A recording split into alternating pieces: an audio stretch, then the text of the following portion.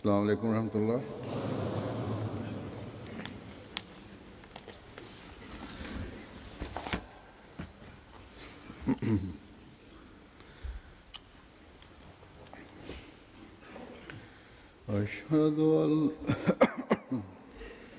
أشهد أن لا إله إلا الله وحده لا شريك له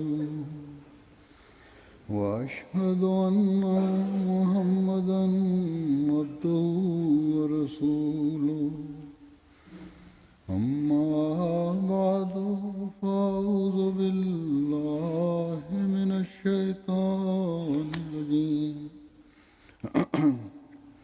بسم الله الرحمن الرحيم الحمد لله رب العالمين الرحمن الرحيم مالك يوم الدين إياك نعبد وإياك نستعين اهدنا الصراط المستقيم صراط الذين أنعمت عليهم غير المغضوب عليهم ولا الضالين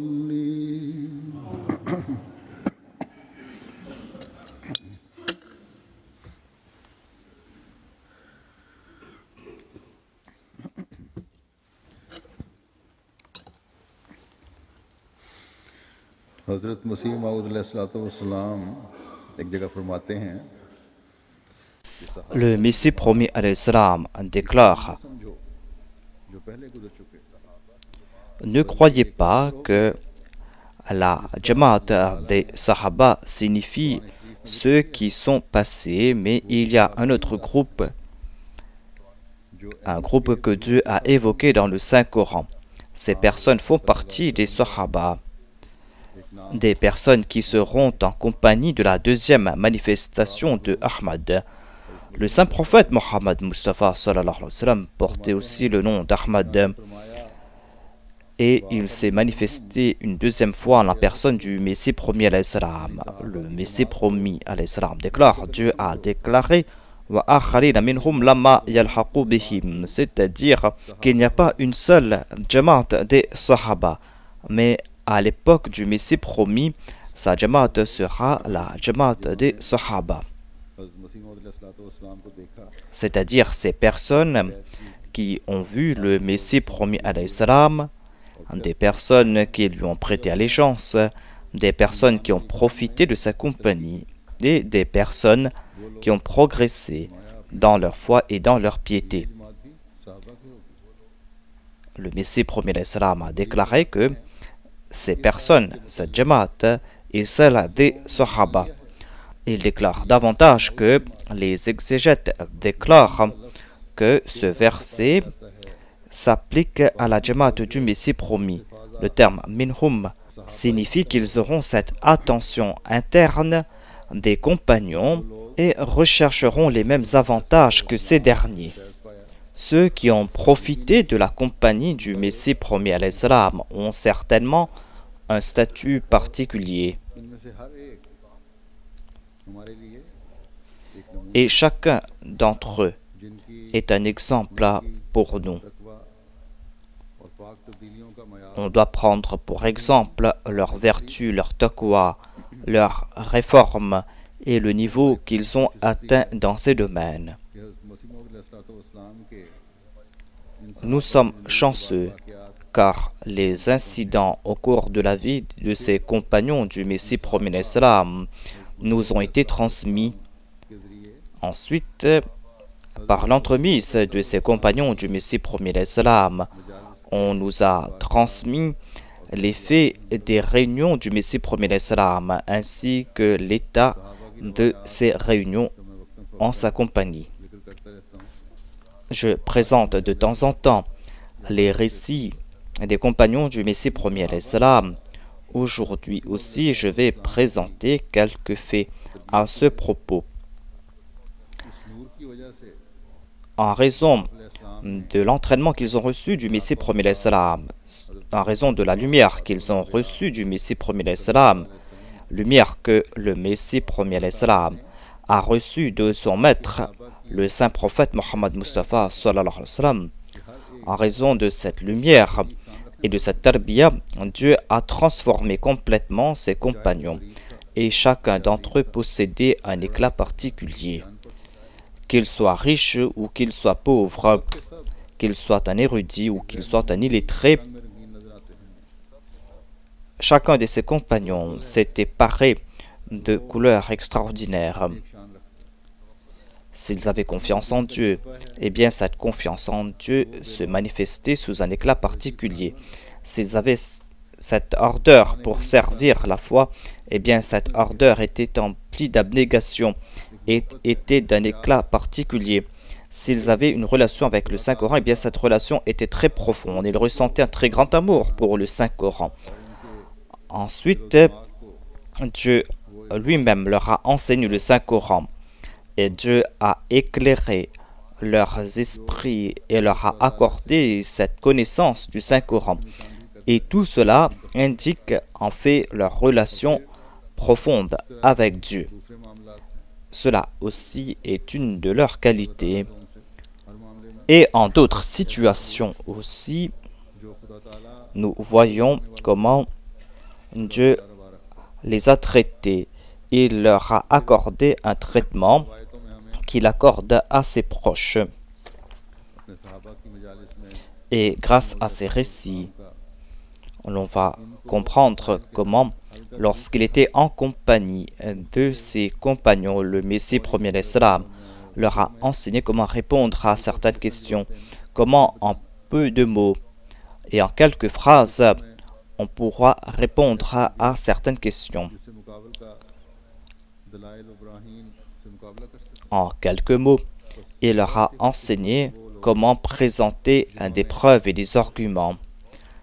Ainsi, chanceuses étaient ces personnes qui, 1400 ans après le saint prophète Mohammed sallallahu alayhi wa sallam, ont vécu à l'époque de son amoureux parfait, de son serviteur parfait.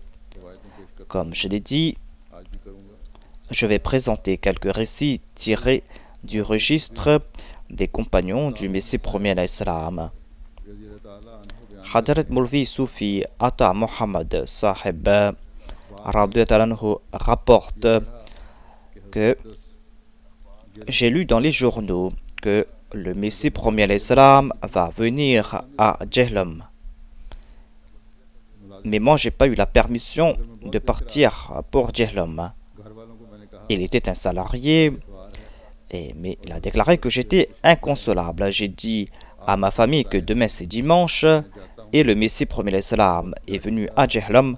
Ne dites à personne, je vais partir, je veux prendre le train, mais il me reste très peu de temps et je dois partir à pied pour 3000 pour la gare.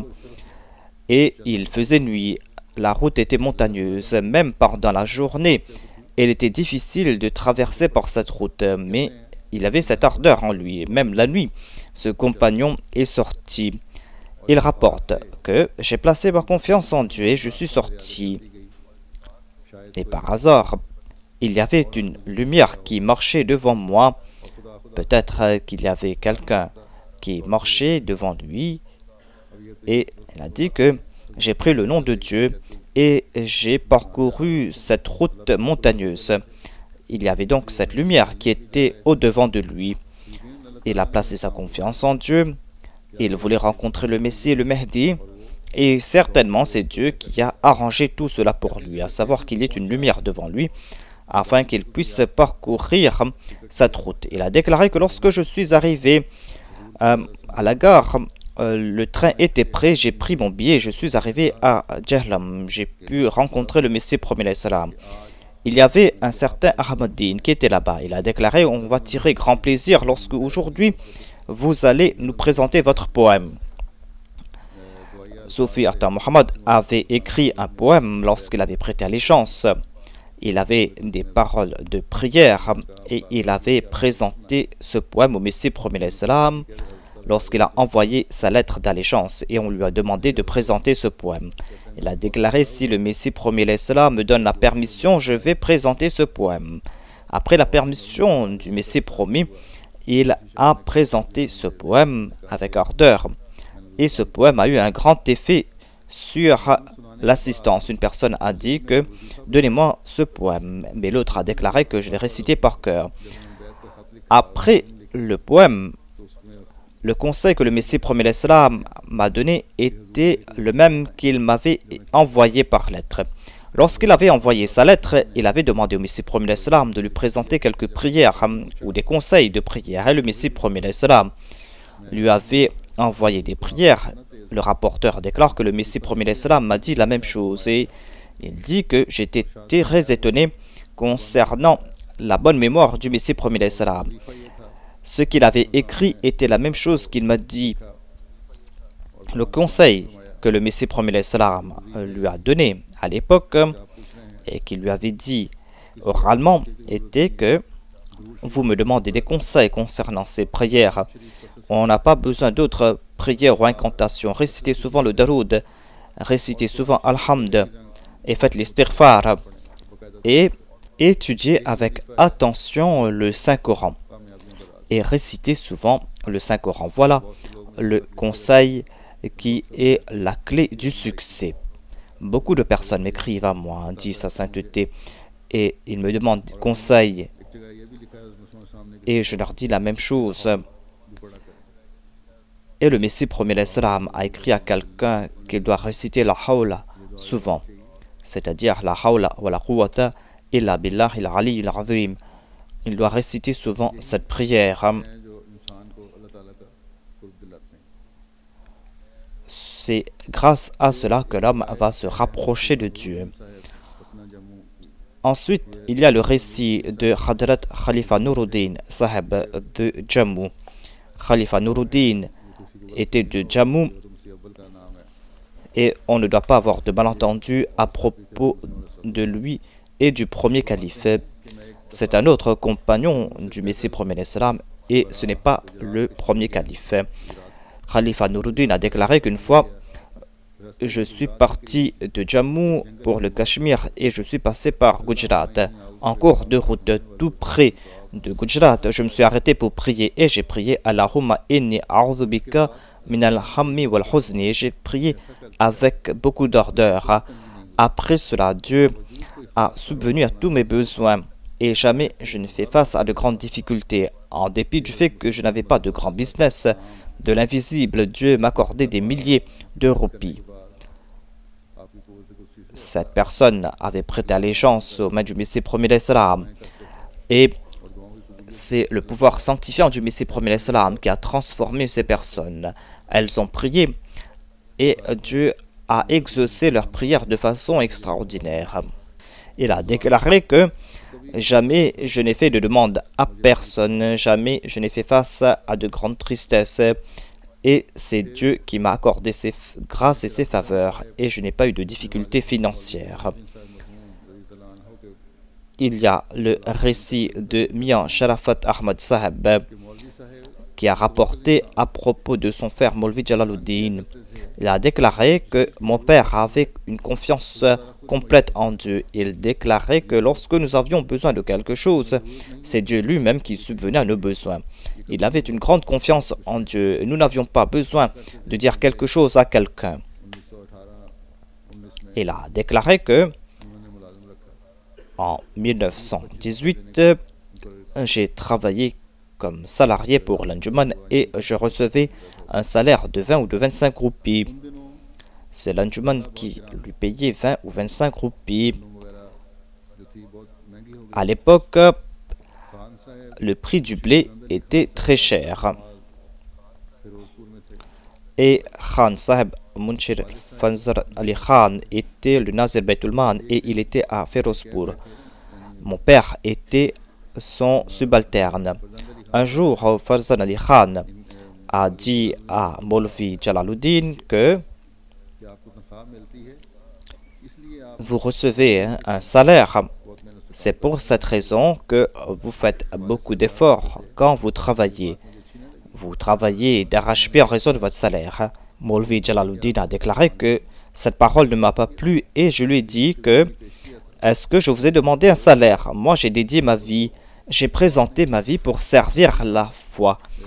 Et c'est la Jamaat qui a fixé mon salaire.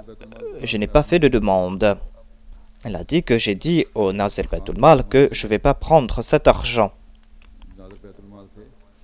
Le Nazir Baitul Mal lui a dit que si vous ne prenez pas de salaire, allez-vous travailler au petit bonheur ou allez-vous travailler d'arrache-pied comme auparavant? Puisque vous n'allez pas prendre de salaire, allez-vous faire les mêmes efforts qu'auparavant?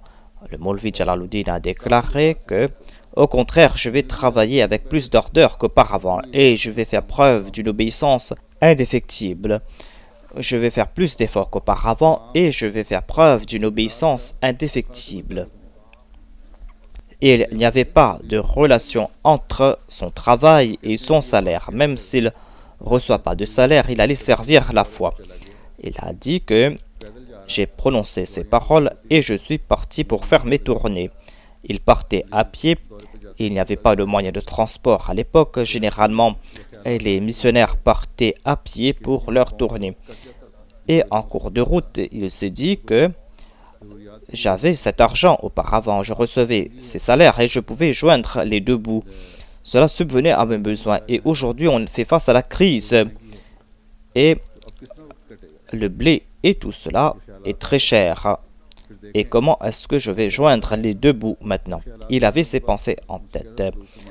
Et voyez comment Dieu a dissipé ses soucis. Il a déclaré que j'avais ces pensées en tête lorsque il y a eu un bruit effroyable. Et ce bruit m'a frappé d'effroi.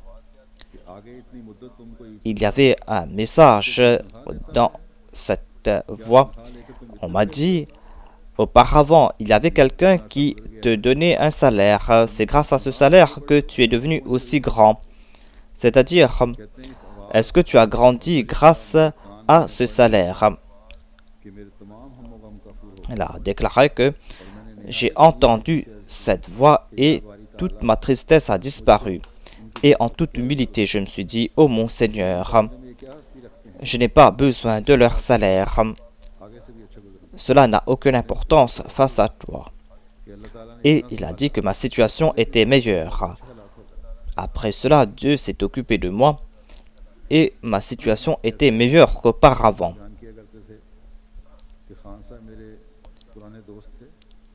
Et le Maulvi Jalaluddin a déclaré que Khan Sahib était mon ami. Il a prononcé ces paroles en plaisantant. Mais ces paroles ont dissipé ce polythéisme qui était attaché avec ce salaire. Ce shirk qui était attaché avec ce salaire a disparu de son cœur. En évoquant la situation de Maulvi Jalaluddin, son fils a déclaré que dans un rêve, mon père a vu que Maulvi Jalaluddin est en train de jouer au jeu du hasard.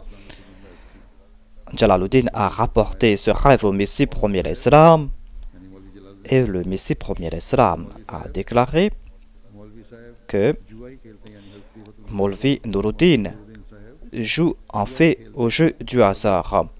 Maulana Nuruddin joue de toute façon au jeu du hasard, mais il joue avec Dieu. Lui aussi met en jeu toute chose à l'instar des joueurs et il ne garde rien avec lui. Et Maulvi Sahib met tout en jeu avec Dieu. C'est-à-dire qu'il a donné tout à Dieu. C'est-à-dire qu'il a fait un commerce. Le premier calife a fait un commerce avec Dieu. Les gens de ce monde font ces commerces pour des avantages pécuniaires. Mais il a dit à propos du premier calife que celui-ci met tout cela en jeu afin de jouir du vrai bonheur ici-bas et dans l'au-delà. Et nous savons comment Dieu a traité le premier calife. Il y a eu d'innombrables incidents au cours de sa vie. Dieu a comblé tous ses besoins et de façon extraordinaire. Et Dieu lui a accordé un grand statut au sein de la foi, comme nous le savons. Soufi Ghulam Mohammad Sahib, fils de Mian Wali Mohammad, a déclaré qu'en 1902, j'ai complété ma licence à l'université du Pendjab. Après cela, je me suis présenté au premier calife et je lui ai dit: dois-je mémoriser le Saint-Coran ou dois-je faire ma maîtrise? Le premier calife lui a dit: mémorise le Saint-Coran. C'est quoi faire une maîtrise? Ainsi, pendant 6 mois, j'ai mémorisé le Saint-Coran. Et lorsque j'en ai fait mention au premier calife, il est tombé en prosternation afin de remercier Dieu. Voilà l'entraînement spirituel qu'avaient reçu les compagnons. Voilà leur sens de l'obéissance, leur amour pour le Saint-Coran. Il a laissé de côté le monde et a mémorisé le Saint-Coran. Ensuite, il y a le récit de Hadrat Sayyid Akhtaruddin Ahmad radhiyallahu anhu. Il déclare que le souvenir du bien-aimé n'est pas moindre que la rencontre avec celui-ci. Le cœur de l'amoureux désire tout le temps le souvenir de son bien-aimé.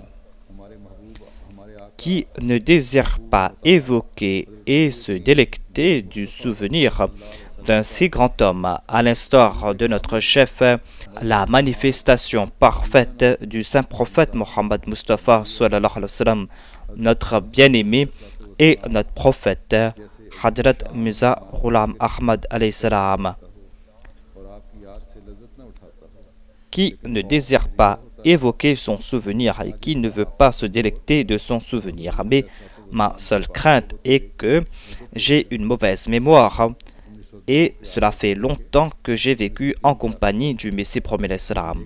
Il a vécu en compagnie du Messie promis l'Islam pendant 1 an entre 1902 et 1903 et il déclare que j'avais alors 24 ans. Moi et mon oncle maternel, Maulvi Sayyid Hussein Saheb, nous étions les 2 invités de la région de Cuttack. Ils étaient de la région de Cuttack et il a déclaré que pendant plusieurs mois, on nous a offert du riz. Ils étaient de la région de l'Inde où l'on consomme du riz. Ils étaient, je crois, d'Orissa et ils consommaient du riz. Et le Messie premier l'Islam a donné des directives claires à Mian Najmuddin pour leur séjour et pour leur repas. Et Mian Najmuddin nous a dit que le Messie premier l'Islam a donné des directives très claires à votre propos.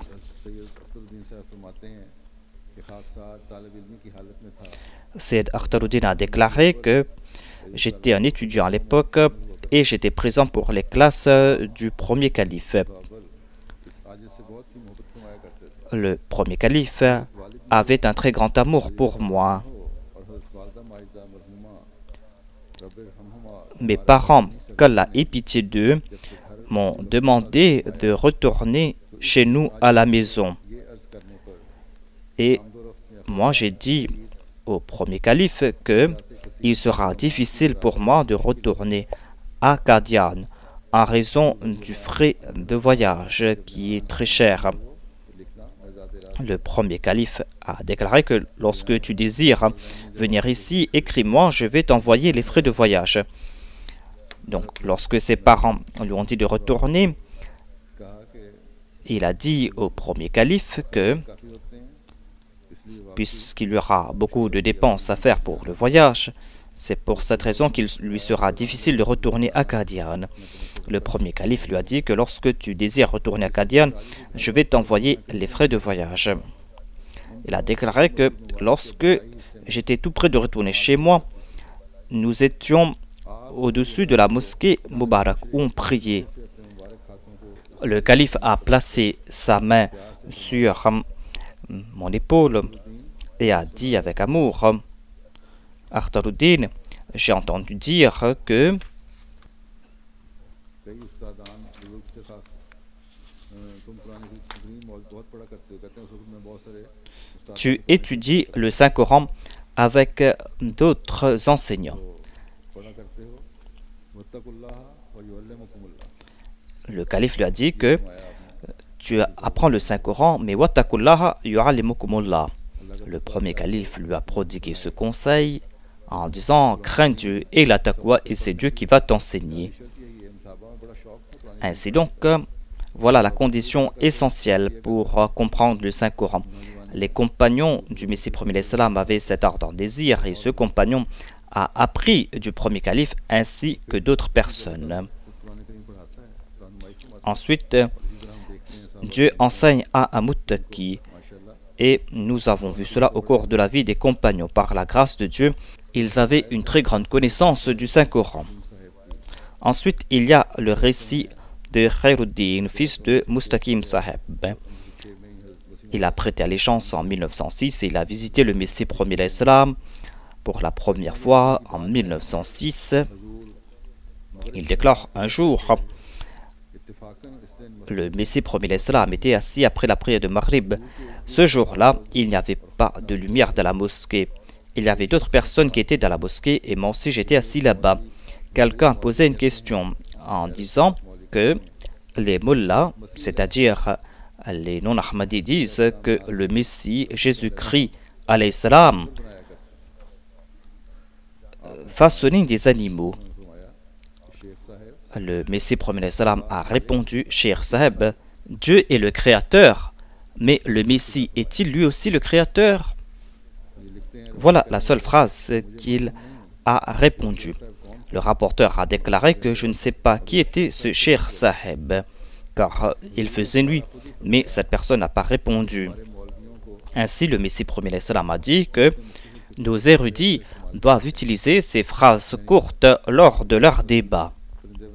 C'est-à-dire, on dit que le Messie façonnait des animaux, qu'il crée des animaux. Le Messie premier salam a déclaré c'est quelque chose d'étrange.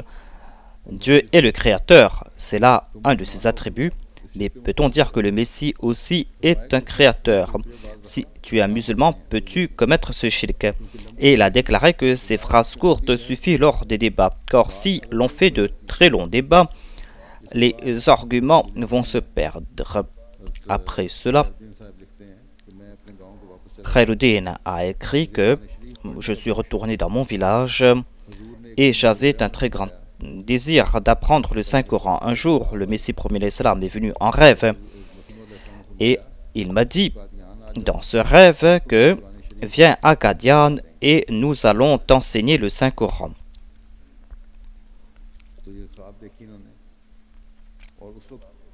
Il a vu ce rêve et il a vu ce rêve alors que le Messie premier l'Islam était déjà décédé. Il a déclaré qu'après cela j'ai vu un autre rêve et j'ai vu que j'étais parti à Qadian et je suis descendu à l'endroit où se trouve maintenant le quartier Nasirabad. J'étais sur cette plaine et j'ai apporté mes bagages et je demandais quel est le nom de cet endroit. Et du ciel, il y a eu une voix qui est descendue comme une masse solide, une masse qui était comme un ballon. Il y a eu une voix qui sortait et qui a déclaré que le nom de cet endroit est la jungle d'Abraham.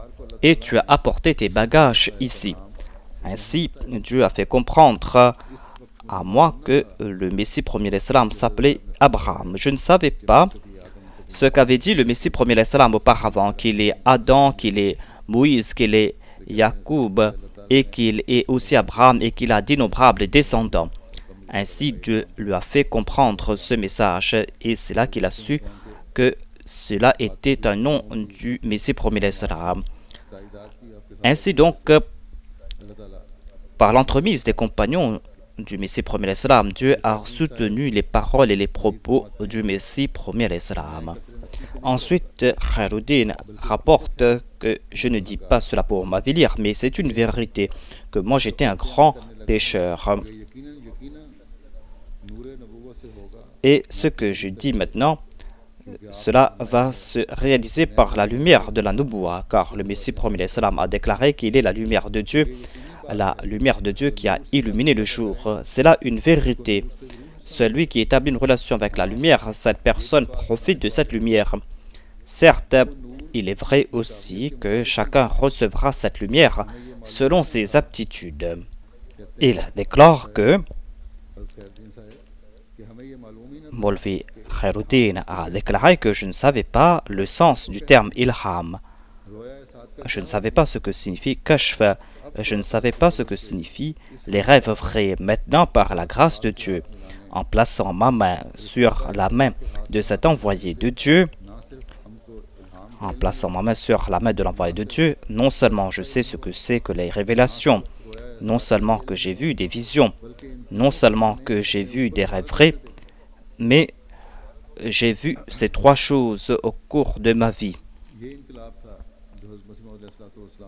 Ainsi, voilà la révolution qu'avait apportée le Messie premier alayhi salam. On dit à propos du premier calife la même chose. Vous avez entendu cela à plusieurs reprises. Quelqu'un lui a dit que vous étiez déjà un grand saint en prêtant allégeance aux mains du Messie premier alayhi salam. Qu'avez-vous reçu davantage? Le premier calife a déclaré que j'ai reçu beaucoup d'avantages, mais il y a un autre avantage. Auparavant, je voyais le saint prophète Mohammed, paix soit lui, alors que j'étais endormi en rêve. Maintenant, même quand je suis éveillé en vision, je vois le saint prophète. Voilà la révolution apportée par le Messie promis. Khairuddin a déclaré que je dis avec toute certitude que ce sont là des vérités. Par exemple, j'étais assis dans la mosquée Mubarak, je crois que c'était à l'heure de la prière de Dhuhr, et j'ai reçu cette révélation, Oula et Karmul Muflihun. Et on m'a fait comprendre que les membres de cette Jamaat auront le salut.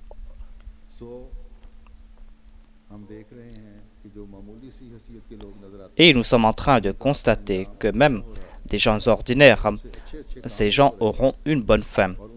Et ces personnes sont en train d'accomplir de grandes œuvres et il y a un effet particulier dans leur prière. Ensuite, j'ai prié. J'ai demandé à Dieu, dis-moi le moyen à suivre pour avoir ta proximité. Voilà les désirs de ces gens. Ils voulaient établir cette relation avec Dieu. Et voilà les luttes qu'ils ont accomplies pour se rapprocher de Dieu. Il a dit que quel est le moyen pour me rapprocher de toi. Et Dieu m'a révélé que pour avoir cette proximité, il y a deux voies à suivre, soit de faire des contributions financières ou soit prêcher le message. Dieu lui a dit que voilà les deux méthodes qui me plaisent. Et il a dit, oh mon Seigneur, moi je ne suis pas un érudit. Il était en train de converser avec Dieu. Il a dit que moi je ne suis pas un érudit. Comment pourrais-je prêcher ton message? Dieu lui a répondu que nous t'avons enseigné le Saint-Coran. Lorsque j'ai entendu cette parole, j'ai compris ce verset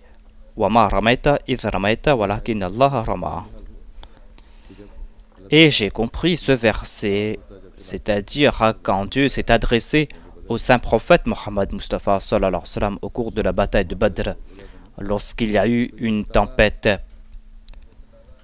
Il a dit que c'est Dieu qui a fait souffler cette tempête. Et le rapporteur a dit que quand j'étais dans mon village, j'avais vu le Messie premier alayhi salam en rêve. Et le Messie premier alayhi salam le dit, viens à Qadian et nous allons t'enseigner le Coran. Le Messie premier alayhi salam a fait cette promesse, mais c'est Dieu qui est en train de me répondre en disant que nous t'avons enseigné le Coran. Ainsi, je peux enseigner le Saint-Coran à la personne qui veut comprendre le Saint-Coran. Et aujourd'hui, le matin, pendant 1 heure et pendant 1h30, j'enseigne la traduction du Saint-Coran. Allah a déclaré que nous t'avons enseigné le Saint-Coran. Il a aussi dit que n'as-tu pas lu les histoires d'Ad et de Thamoud dans le Saint-Coran? Et j'ai lu une partie du Coran et j'ai démontré aux gens quelle est la fin de ceux qui rejettent les prophètes. Et après avoir prié, Dieu m'a révélé ces paroles que je dois consommer le beurre clarifié. J'ai dit, que signifie cela? Le troisième jour, Dieu m'a répondu que cela veut dire que tu dois beaucoup prier. Il m'a révélé cette phrase en langue punjabi où il est dit que il y a toujours de la joie dans cette maison où on prie toujours.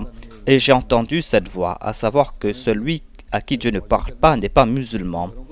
Ainsi donc, si nous voulons faire la fête et la joie, nous allons devoir remplir nos maisons de prière.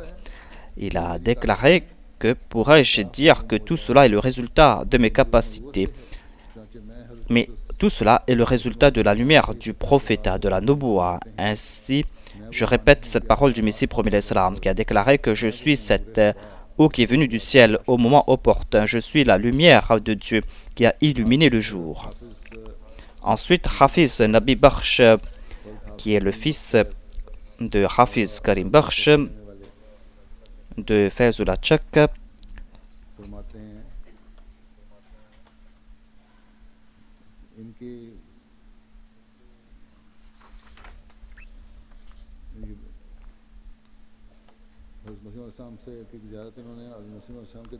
et il avait visité le Messie premier l'Islam avant que celui-ci ne s'est déclaré Messie et avait prêté allégeance très tôt.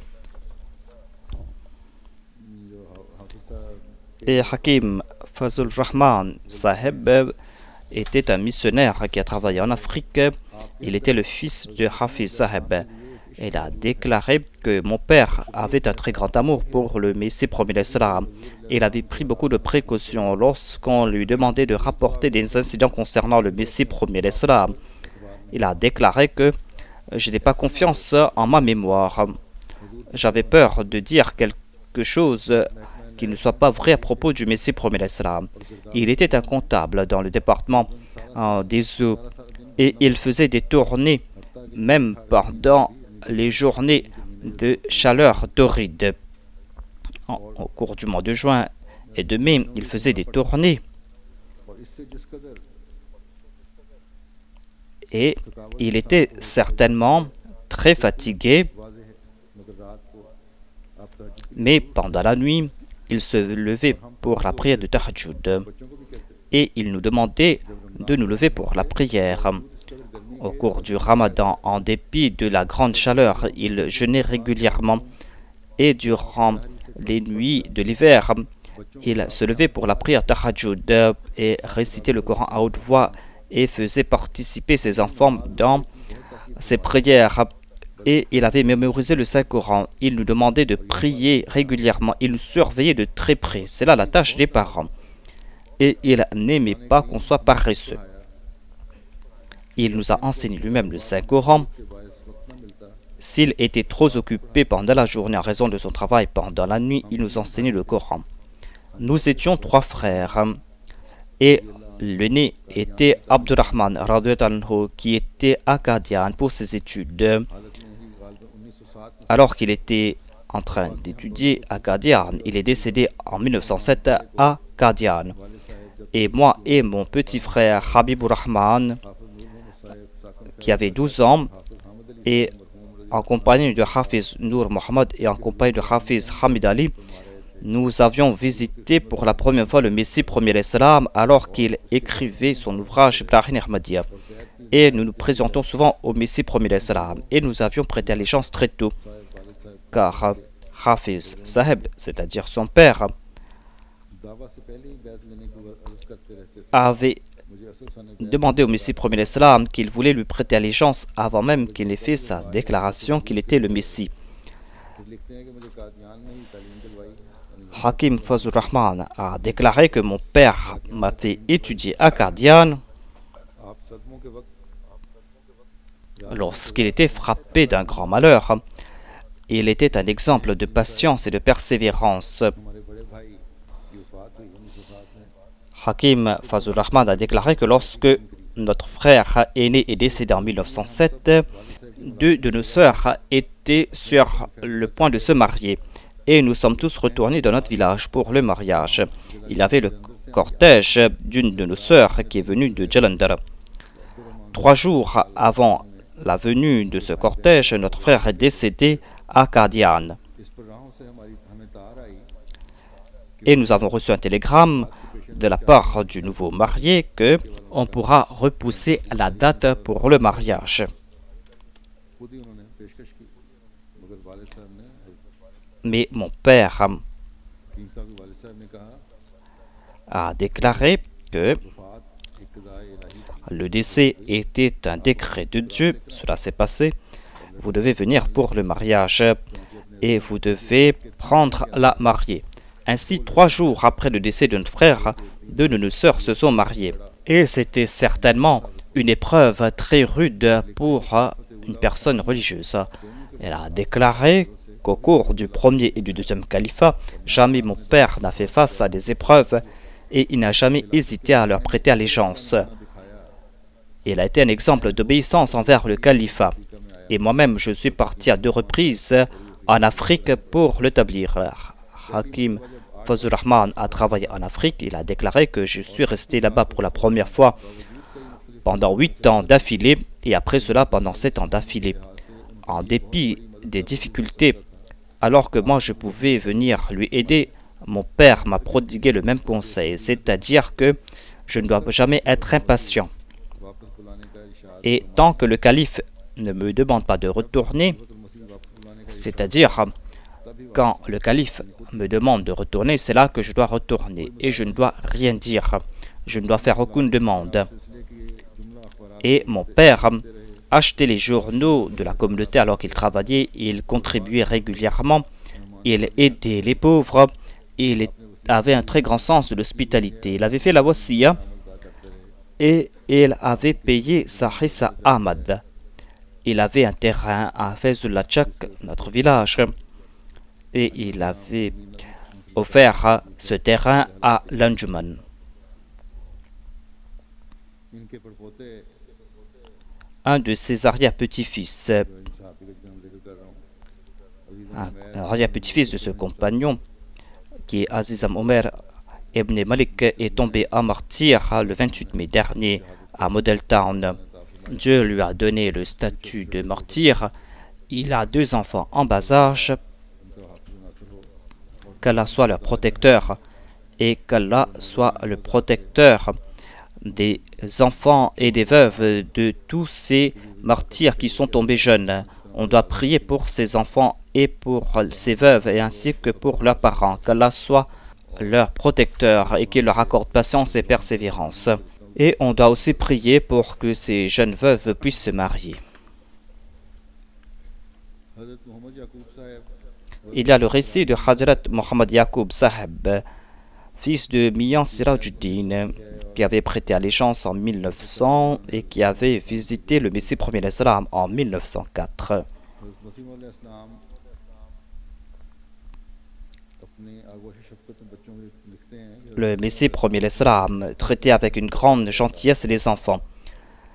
बंदा हुजूर की गोद में खेलता रहता Le Messie premier l'Islam me prenait sur ses genoux et le visage du Messie premier l'Islam n'était que lumière. Et il avait un plus grand amour pour nous que nos parents. Lahore तशरीफ़ ले जाते Lorsque le Messie premier l'Islam venait à Lahore, il visitait notre humble demeure et nous rendait joyeux et fiers.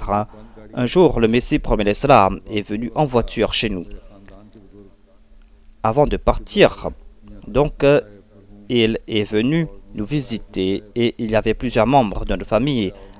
Il y avait Sirajuddin, il y a Mirajuddin, il y avait Tajuddin et d'autres membres de la famille qui ont attendu l'avènement du Messie premier l'Islam. Devant notre maison, il y avait un jardin qui appartenait à l'État. Il y avait une rue et il y avait une foule de fauteurs de troubles qui étaient devant notre maison. Lorsque le Messie premier l'Islam est venu, il est monté par les escaliers et ces fauteurs de troubles ont commencé à caillasser la maison. Et mon père et mon oncle se sont dit ce qu'on devait faire. Mon père avait pris un serviteur pour s'occuper de moi. Il a dit « Prenez-le ». Et j'étais malade, a déclaré le rapporteur. Donc ce serviteur m'a pris et mon père s'est attaqué à la foule et la foule s'est dissipée. Le Messie premier l'Islam a déclaré que cela suffit maintenant. Le rapporteur déclare qu'une fois, j'étais avec mon père et le Messie premier l'Islam était dans sa maison. Il avait du papier et une plume avec lui. Il a écrit quelque chose et mon père lui a demandé de donner un nom pour sa fille. Et le Messie premier l'Islam a donné le nom Amina Begum. Le rapporteur déclare que je visitais Qadian avec mon père et je visitais aussi la consultation du premier calife radiyallahu anhu.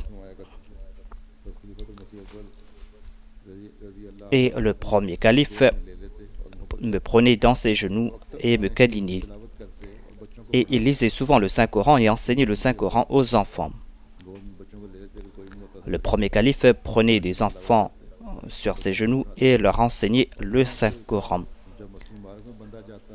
Et lorsque je partais à la mosquée Mubarak, je visitais le Messie premier l'Islam et le Messie premier l'Islam me plaçait à côté de lui et me parlait. À l'époque, il n'y avait que quelques invités à la mosquée Mubarak. Qadian était un tout petit village. Je ne savais pas que les révélations du Messie premier l'Islam allaient se réaliser ainsi. Mon père avait un très grand amour pour le Messie premier l'Islam et il disait que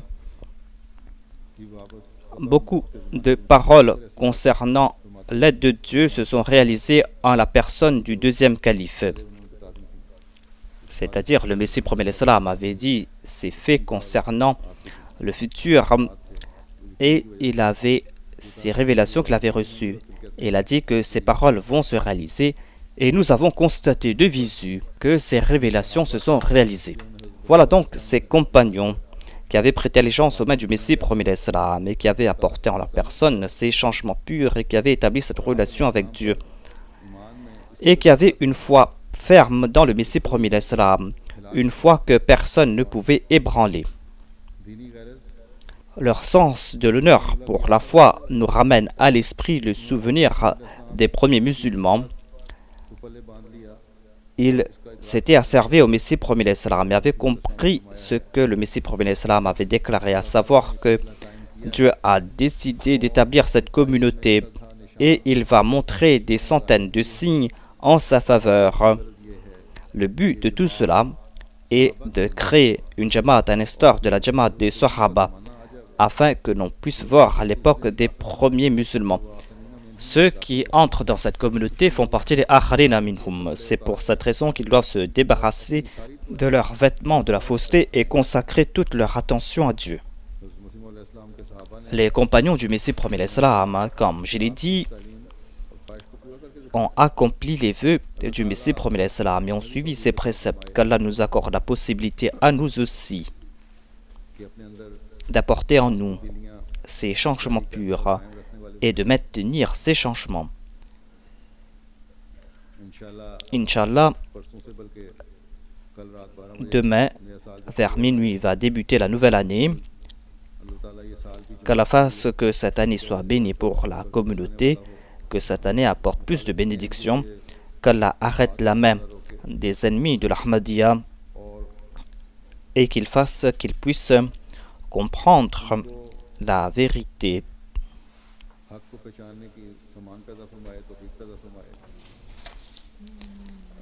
et qu'Allah fasse pleuvoir d'innombrables bénédictions sur tout Ahmadi individuellement et comme Jamaat. Aujourd'hui, après la prière de Juma, je vais diriger la prière funéraire de Mukarram Jamaluddin Saheb, qui était l'auditeur de la Sadr Anjuman Ahmadiyya du Pakistan. Mukarram Jamaluddin Saheb est né le 15 décembre 1938 à Qadian. Il était Ahmadi de naissance. À l'âge de 18 ans, il a commencé à servir la communauté. Il est décédé le 27 décembre dernier à l'âge de 73 ans. Inna lillahi wa inna ilayhi raji'un. Par la grâce de Dieu, il était un moussi. Il a été enterré à la Bahishti Makbara à Arabwa. Pendant 55 ans, par la grâce de Dieu, il a servi la communauté. Il a travaillé dans plusieurs bureaux. Il a travaillé dans Nizam Jeddah, Daftar Wasiyat, Daru Ziyafat, dans le bureau du secrétaire privé dans le Nazarat Khidmat Darwishan. Il a été choisi comme auditeur de la Sadr Anjuman Ahmadiyya en juillet 2003 et il a travaillé comme auditeur jusqu'à son décès. D'avril 2008 jusqu'à juin 2009, il était le suppléant du Muhassib. Il était toujours circonspect. C'était une personne très simple. Il traitait avec une grande gentillesse ses subalternes. Il traitait avec une grande sympathie toute personne. Il a toujours traité avec aménité et gentillesse ses proches, sa femme, ses enfants. Par la grâce de Dieu, il était très brave. Il respectait les heures des prières. Il était régulier pour les prières Tahajjud. Il avait un très grand amour pour le calife. Par la grâce de Dieu, il était très actif et il n'a jamais été négligent.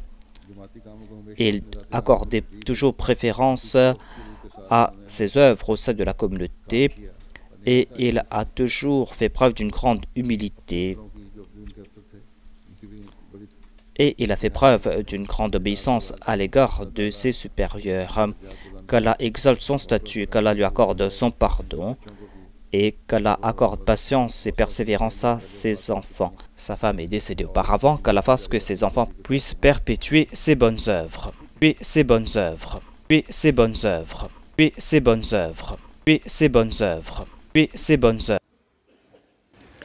Alhamdulillah, alhamdulillah, nahmaduhu wa nasta'inuhu wa nastaghfiruhu wa nu'minu bihi wa natawakkalu alayhi wa na'udhu billahi min shururi anfusina